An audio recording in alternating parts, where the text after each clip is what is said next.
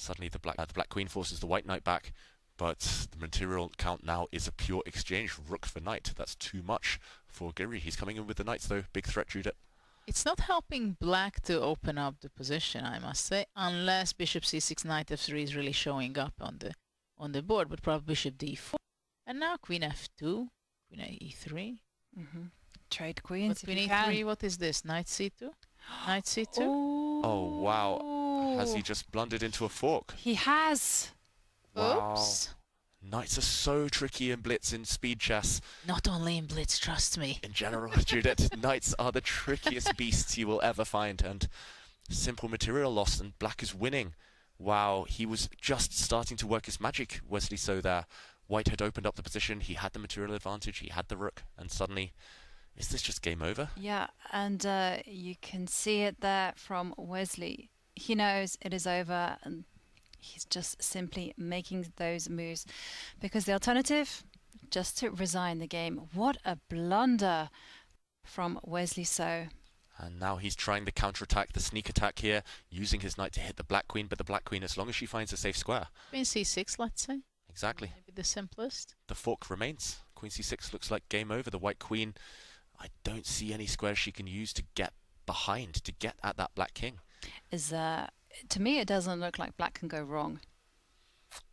Yeah, maybe there's one or two squares where you have to be a bit careful, but yeah, just any queen safe e6, square. queen c6,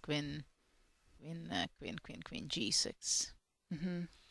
So this is what I'm saying. When you lose in a way that you blunder heavily, those losses are much more difficult to digest. Yeah, queen c6 on the board.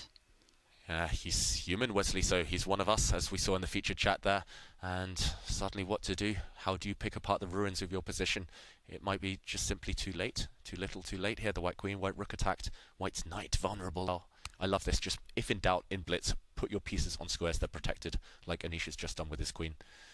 Nice strategy there. Nice blitz tip for everyone. And when finally Wesley had a good position, and probably he was already better, that's when he blundered. And the game goes on. Yeah, and he's gambling here. He's trying to get behind with the white queen, but it's just not enough here. I think you can just take that rook. It's also tempting to capture the knight. But I agree. Capture the rook, keep it simple, and he goes for it. And now check. How to deal with this check. Do you block it? You can block it with your queen, with your bishop.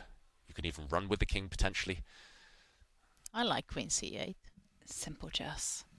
Though everything is winning, I believe. And he does do that.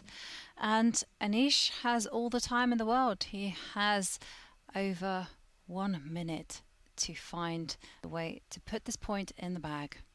And you can tell on the body language there on the camera, Wesley doesn't really believe in his chances. Otherwise, he would be hunched over the board, making quick moves. He just gives a spite check there. But Anish is blocking everything. Yeah, just beautiful technique from Anish there. And he's going to try and repeat moves, force the draw. A draw is the same as a win for black. And a smile from Anish Giri. He takes the draw and this match. Well, this was a nice gesture, I must say.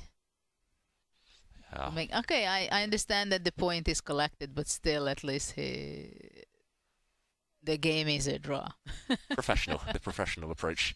Do the minimum possible. But yeah, the final position probably winning for black, but he didn't want to take any risk. No, but also you're not so proud of yourself to win the game like that on a top level, blundering a rook, right? So you have kind of a bad feeling for the other one. You're collecting the point, don't misunderstand me.